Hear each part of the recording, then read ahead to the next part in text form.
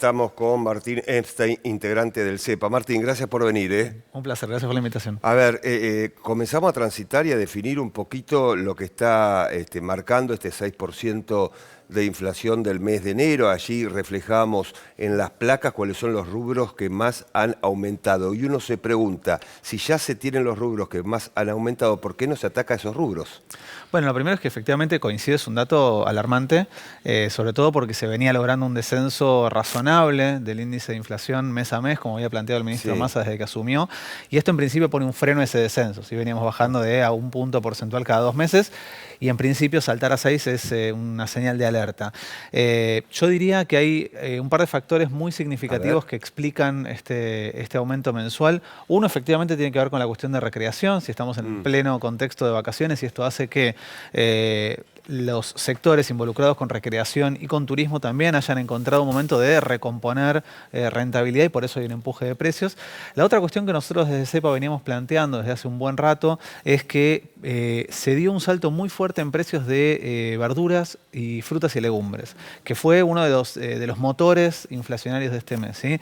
En promedio, verduras subieron más de un 15% en el mes, y hay regiones como el noroeste donde el aumento de verduras fue del 27% en un mes. Entonces, claro, ahí hay un factor que no entra directamente en la dinámica de precios justos, ¿sí? No hay un control directo de precios justos sobre el rubro frutas, verduras y legumbres, y claramente es uno de los elementos que el gobierno tiene que empezar a encarar fuertemente. En principio, ¿todos estos factores son estrictamente económicos o detrás se puede interpretar que hay algún aspecto político que se mezcla con este índice? Mira, en principio de la lectura del dato de ayer, pareciera más bien un impacto de la suba de algunos elementos de la canasta que nosotros, insisto, veníamos viendo, la nueva incidencia que tiene ahora el aumento del precio de la carne. Si bien es cierto en el índice de ayer, salvo la carne picada que subió por encima del 7%, el resto de los aumentos en carne fue por debajo del nivel general. Veníamos de muchos meses, ¿sí? 4 meses en los cuales prácticamente no había habido incidencia de la carne en la inflación. ¿Sí? Estábamos con una inflación en carne prácticamente cero durante varios meses. Entonces, cualquier aumento, por poco que sea, del precio de la carne empuja el valor y su impacto en el nivel general. Luego sí tenemos una cuestión lógica, que es que el gobierno no está planteando una desaceleración a cero de la inflación, y entonces todos los rubros siguen aumentando, ¿sí? El tope del 4% para la mayoría de los rubros que están dentro de precios justos y llegar al 3,2% no significa un freno al alza de precios, sino una desaceleración. Entonces, cualquier cuestión que empuje hacia adelante va a generar este ruido. Martín, tal vez es muy prematuro empezar a hablar ya de la inflación de febrero que vamos a conocer en marzo, pero seguramente en CEPA, tu trabajo allí con tus colegas, hay alguna que otra proyección, me imagino.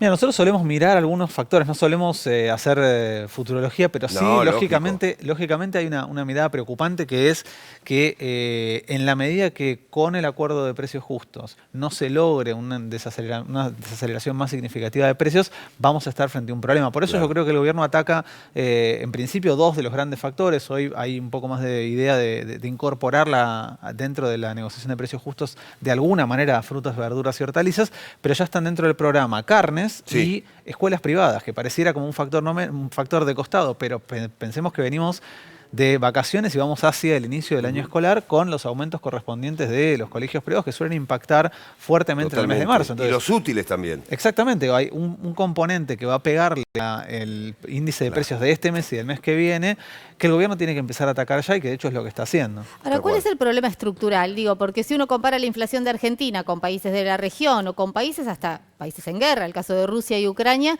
la Argentina tiene un problema bastante serio. Digo, ¿cuál es el factor, digo, al margen de la rentabilidad de las empresas, de los alimentos estacionales? Bueno, yo creo que no hay uno solo, hay varios, ¿sí? Efectivamente, yo creo que el contexto incide. De hecho, ayer coincidió el dato de inflación en Argentina con el de inflación en Estados Unidos, que también se disparó, ¿sí? Venían logrando una desaceleración del índice de precios en Estados Unidos.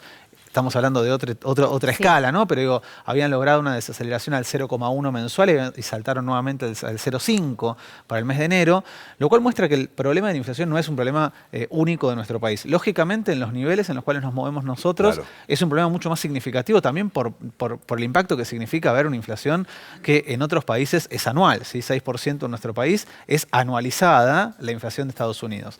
Y entonces Lo que hay que agregar es, bueno, ¿qué componentes afectan? Bueno, de un lado, efectivamente, hay un proceso de puja distributiva y de formación de precios. Si te fijas lo que pasó este último mes, el salto que pegaron los rubros de alimentos que están por fuera del programa de precios justos fue muy significativo, ¿sí? Ahí está la cuestión. Digo, ahí tenés un factor central. La otra es que estás en un alto nivel de inflación que genera lo que nosotros decimos es inercia inflacionaria. Claro. Cuando vemos el 6% de inflación, nos imaginamos que el mes que viene puede venir parecida y entonces casi espontáneamente el mercado empieza a acompañar ese proceso. Por eso es que el gobierno intenta dar el proceso contrario, ¿sí? Una inercia hacia abajo, dando certidumbres respecto a un proceso de desaceleración.